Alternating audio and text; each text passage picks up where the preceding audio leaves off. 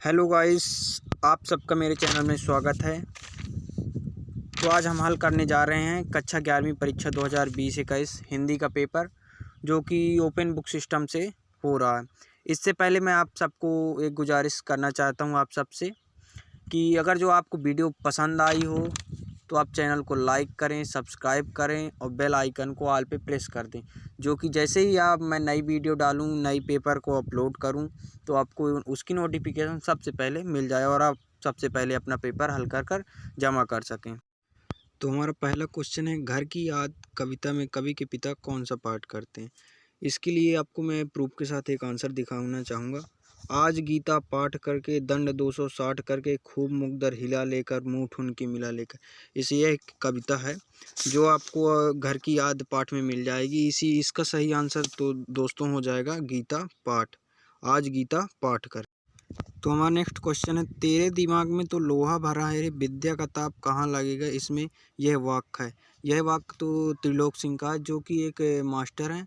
उनका एक छात्र है जो कि धनराम नाम का एक छात्र है, जो मंदबुद्धि का है। उसको 13 का पहाड़ा याद नहीं होता। इसमें कहते हैं उसको ये दंड मिलता है कि तेरे दिमाग में तो लोहा भरा है रे, विद्या का ताप कहाँ लगेगा।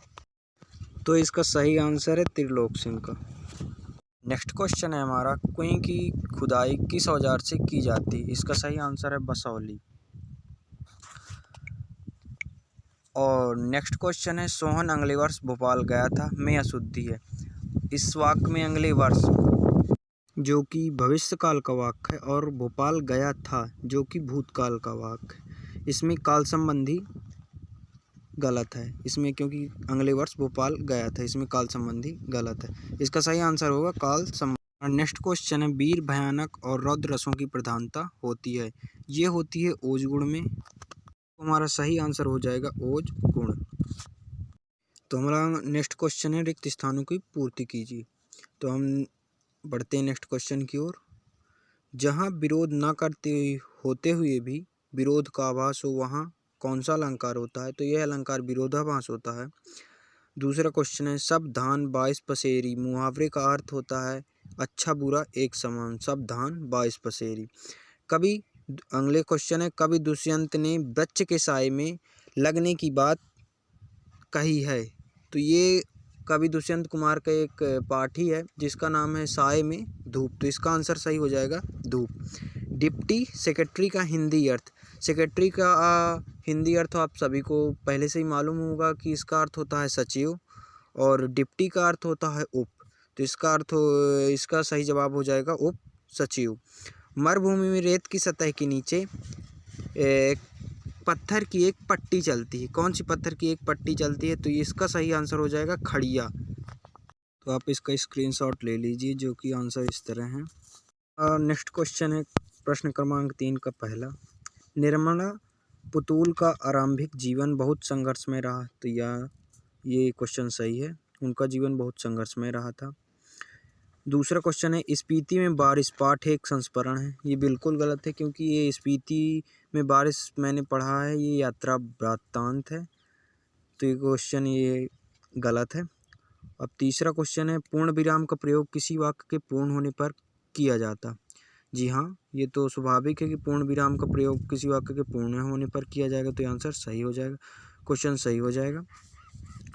अगला क्वेश्चन है चौथा है, पत्रकारिता का संबंध मुख्य रूप से समाचारों से। यस, ये भी सही है, क्योंकि पत्रकारिता का मुख्य रूप से संबंध इसका समाचारों से ही है।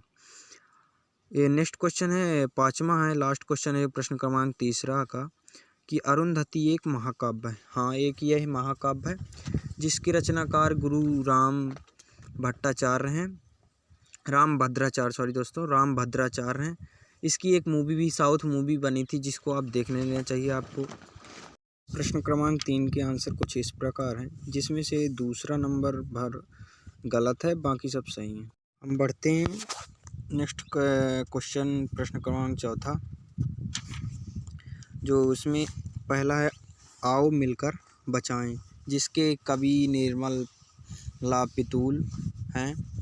दूसरा है मेरी कहानी, जिसके लेखक जवाहरलाल नेहरू हैं। राजस्थान की रजत बूंदें, जिसके लेखक हैं अनुपम मिश्र। और पौन का तत्सम पौन आप सबको पता ही होगा, तीसरी चौथी से हम पढ़ते आ रहे हैं।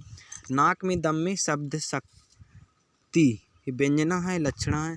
मेरे इसमें मैंने पढ़ा है कि शब्द शक्ति 3 प्रकार की होती हैं, जो अभिधा में शब्द और अर्थ दोनों में से संबंध को अभिधा शब्द शक्ति कहते हैं। और लक्षणा में होता है कि शब्द और अर्थ, शब्द के मुख्य अर्थ में बाधा उत्पन्न होती है। इससे नाक में दम, इसका मुख्य अर्थ है कि परेशान करना, ये परेशान मतलब इसमें बाधा उत्पन्न होती है। इसका सही आंसर हो जाएगा लक्षणा शब्द शक्ति। और आपको मैं बता दूं कि अभिधा, लक्षणा और व्यंजना में क्या होता है कि व्यंजना में शब्द और मुख्य अर्थ में अभिधा और लक्षणा, इसके दोनों अर्थ इसमें व्यक्त नहीं किए जाते, ये व्यंजना होती। ये हमारे क्वेश्चन नंबर 4 के आंसर जो कुछ इस प्रकार हैं। तो हम बढ़ते हैं अपने नेक्स्ट क्वेश्चन, प्रश्न क्रमांक 5 की ओर। उसमें पहला क्वेश्चन है, जिस काव्य में प्रत्येक पद अपने आप में स्वतंत्र होता है उसे क्या कहते हैं? इसे हम कहते हैं मुक्तक काव्य। क्वेश्चन नंबर दूसरा, जिसे क्षमा ना किया जा सके उसे एक शब्द में उत्तर देना है, इसे अक्षम कहा जाता है। और प्रश्न क्रमांक 5 का तीसरा क्वेश्चन है कि बीट से क्या आशय? इसका आंसर होगा कि लेखन और रिपोर्टिंग का विशेष क्षेत्र, जैसे अपराध, खेल, फिल्म, कृषि, अलग अलग क्षेत्र बीट कहलाती है। ठीक। और चौथा क्वेश्चन है, सुमित्रा नंदन पंत किस युग के कवि माने जाते हैं? ये 9वीं में पढ़ा था मैंने कि छायावादी युग के कवि माने जाते हैं। 9वीं किताब में भी इसको आपका आंसर मिल जाएगा कि ये छायावादी युग के कवि हैं सुमित्रा नंदन पंत। 5वां क्वेश्चन है, जामुन का पेड़, जो हमारा आखिरी क्वेश्चन है, जामुन के पेड़ के नीचे दबे आदमी ने किसका शेर सुनाया था? इसका मैंने कोई इसी के पाठ पढ़ा है, अभी पाठ पढ़ा है, जिसने इन्हें मिर्ज़ा गालिब का शेर सुनाया था। जामुन के पेड़ के नीचे दबे आदमी, जो शायर था, उसने क्या सुनाया था?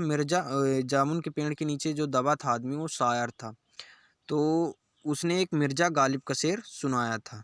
दोस्तों, अगर आपको PDF चाहिए पूरे पेपर की, तो मैं आपको लिंक कुछ समय बाद प्रोवाइड कर दूंगा अपने डिस्क्रिप्शन बॉक्स में, तो आप वहां से जाकर लिंक से जाकर मेरे लिंक पे टच कर वहां से PDF डाउनलोड कर लीजिए और आराम से पेपर।